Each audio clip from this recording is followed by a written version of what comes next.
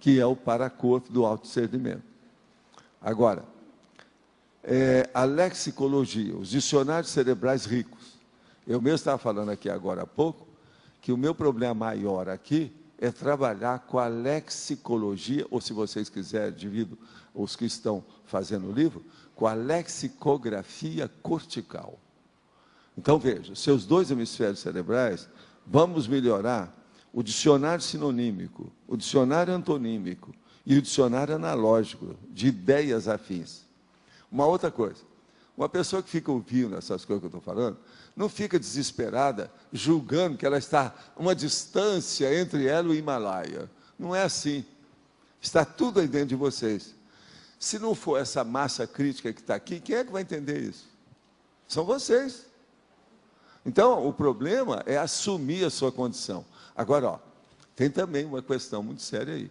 Quando a pessoa começa a se distanciar muito, não, isso está muito longe de mim, eu não nasci assim, e fica lá com aquela cara de paisagem, isso é fuga. A pessoa está tirando o corpo fora. Está errado. Olha, isso aqui é mais uma daquelas fugas que eu estava falando aí, dos dois que eu vou falar daqui a pouco. Agora aqui, macrosoma, paramicrochip, poliglotismo, predomínio da pensanidade no PEN. Olha uma coisa sutil, à toa, mas muito séria, que eu vivo falando. Primener, que é o início lá do processo do Cipriano que nós falamos. Retilinearidade autopensênica, que eu também estou falando aqui mais ou menos alguma coisa lá que eu disse antes, que é rigidez autopensênica, está mais ou menos dentro da mesma linha. Taxipsiquismo, triatletismo conscienciológico. Isso aqui eu pediria para os tenepsistas estudar o triatleta. Isso já tem. Tem lá nos 1000 verbetes, não é isso? Já foi. E agora, no fim, o universalismo. Então, essas 28 condições são muito importantes para nós. Agora, eu cito aqui na remissiologia 15 verbetes específicos que dizem respeito a esse processo dos extras da TENET. E, no fim, eu digo, é sempre inteligente ao homem e à mulher intermissivistas executarem pesquisas autoconscienciométricas competentes a fim de identificar as condições extras favoráveis à TENEPS. Você, na condição de praticante da TENEPS, apresenta alguma condição extra na personalidade enriquecedora das práticas interassistenciais? De qual categoria? Quer dizer, o extra que você já vivenciou, ele está em qual linha de conhecimento ou de manifestação? Agora, eu quero dizer aí para a Rosa que esse é o 1064, ele tem 4 páginas, 45 logias e 5 máximos. Eu não sei se está 100% correto. Agora, ó, tem uma série aqui, exatamente de 5 que você pode aumentar. Estrangeirismos, a tecnologia, que falta um só, crescendos, antagonismo e a politicologia. São 5. Na verdade, isso pode ser levado para 10 máximas. Está muito compactado esse verbete, com essa situação toda, que eu quis fazer uma síntese para todo mundo pensar. Muitos de vocês, às vezes, vão ler isso aqui e falam, não, eu já li isso aí, ok.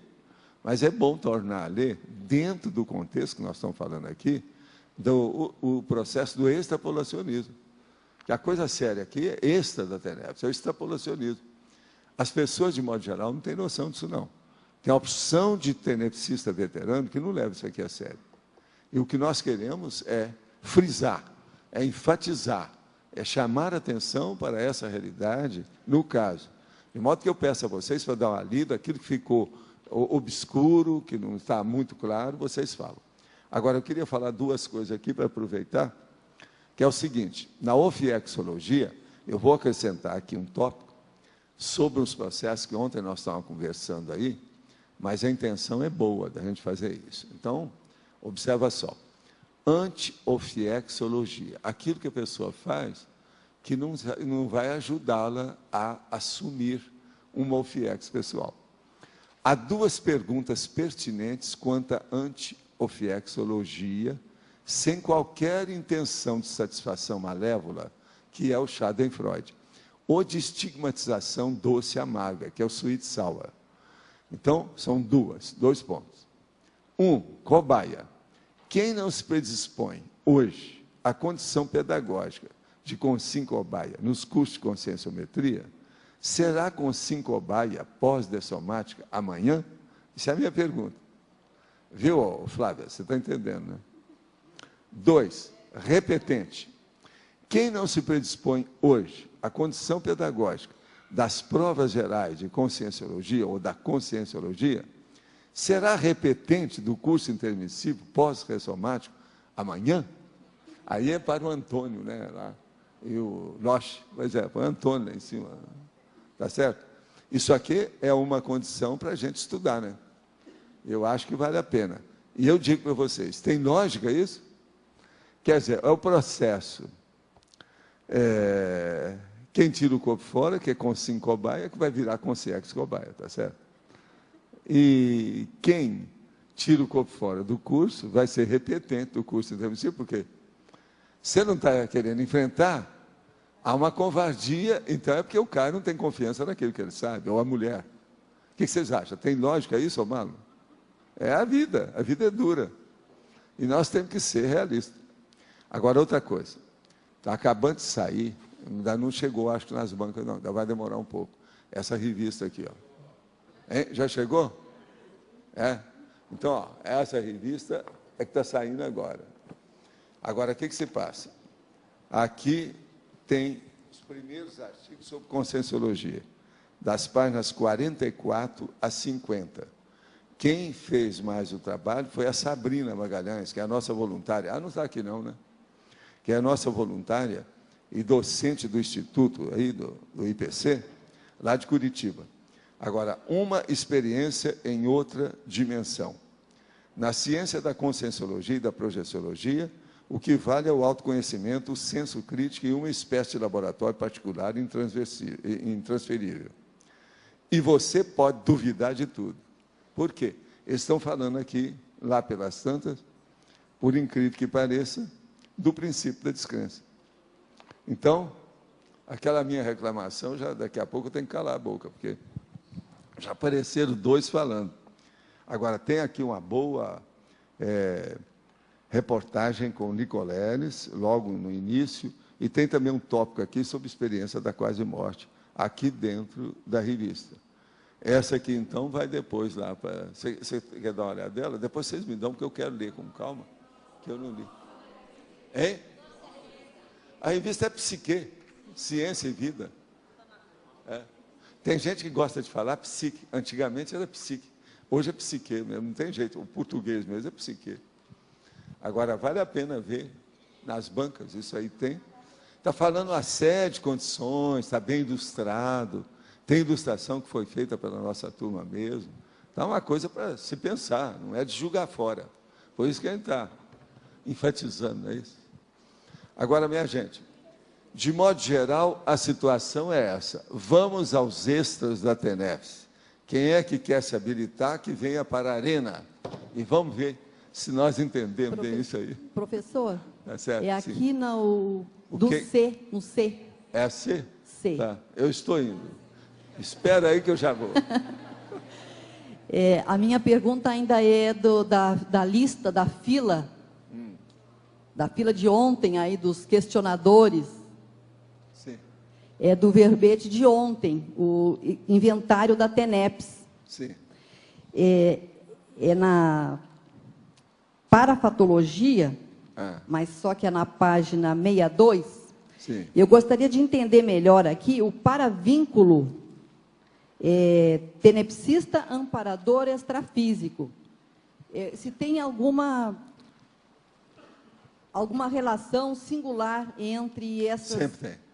E o que seria o que poderia ser? Convívio. Como? Convívio. Convívio. Pré-convivialidade, como nós chamamos. Sempre teve. Senão não teria. Uma outra coisa séria. Entre uma consim e o amparador de função, às vezes existe um laço, um rapport, uma empatia, uma afinidade superior aos duplistas da dupla. seja o homem ou seja a mulher, ele é duplista da dupla. Ele, às vezes, tem mais rapport com aquele amparador do que com a pessoa que ele está morando. Professor, desculpa a minha ignorância, mas eu não entendi bem e gostaria de entender. Pois é, mas agora, por que é que isso existe? O problema todo nosso de afinidade e de empatia depende das considerações internas da pessoa. Você há de convir o seguinte: uma pessoa que tem isso apenas pela emoção é uma coisa passageira, instintiva, umbilical, entende? É um processo subhumano. Agora, uma pessoa que tem um vínculo com o autodiscernimento, que é o mental soma, a coisa é muito mais profunda, enraizada, sólida. Pensa bem na solidez de uma amizade.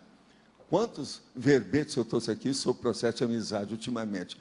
Tudo para explicar isso. As pessoas custam entender isso. A hora que eu falo, por exemplo, a TENEPS não tem divórcio. Muita gente roda, eles não querem entender isso. Por quê? Há um romantismo, lirismo da infância, da juventude, da adolescência, que é bobagem. Nós precisamos de caminhar para a maturidade consciencial de entender dentro da inteligência evolutiva como é que nós agimos agora, nesse contexto evolutivo. Então, vamos entender. Numa situação dessa, você tem mais. A afinidade já viveu mais e as conclusões são positivas com esse amparador mais do que com a sua dupla, o duplista. Agora, o que se passa? Vamos só pensar uma coisa. Por que é que vocês dois não estão juntos, formando uma dupla? Por que não? Vocês já estão dentro de um equilíbrio tal que transcende a média de carência e necessidade interassistencial da humanidade. Então, se fizer isso, é igualzinho, por exemplo, você já pensou? Vem dois serenões e se casam aqui. Que besteira é essa? Estão cuspindo para cima. A humanidade está precisando de muito mais assistência. Isso é um desperdício, fica ocioso. Outra coisa, isso é super egóico. Você está entendendo, então? Na hora, então, que a pessoa começa a compreender, a ter maior compreensibilidade dessa inter-relação mental-soma, em vez de ser cardio-chakra, a coisa muda. A tenepsologia transcende, ela caminha.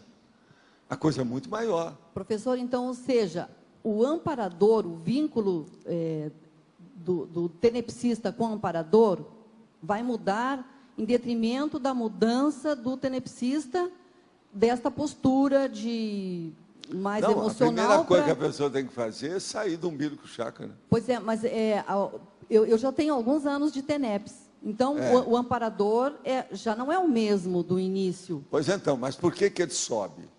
Por que ele ascende? Por que ele progride? Por que ele desenvolve? Por que ele evolui? É Sim. Porque você melhorou. Agora, por exemplo, a pessoa está com o mesmo amparador. Aquilo não muda porque ela está estacionária. Ou se não regrediu, porque você sabe, quando estaciona é porque há regressão. Agora veja, essa naturalidade, ou se vocês quiserem, essa franqueza, essa sinceridade, esse realismo, nós precisamos ser assim. Isso é impactoterapia. A gente não está aqui para brincar com isso. Nós temos que encarar a seriedade da evolução. Não tem outro jeito. Não se brinca com a evolução. Ou a pessoa evolui ou estaciona. Se estacionou, ela já regrediu. Agora veja, isso é matemático, não tem jeito de fugir disso. E outra coisa, é indispensável, é insubstituível, é inarredável. Então, agora então, Janete, vamos pensar nessa condição do ponto de vista egóico ou do ponto de vista interassistencial mega fraterno. Você vai ver direitinho que a mega fraternidade praticamente exige isso. Agora, existe outra coisa.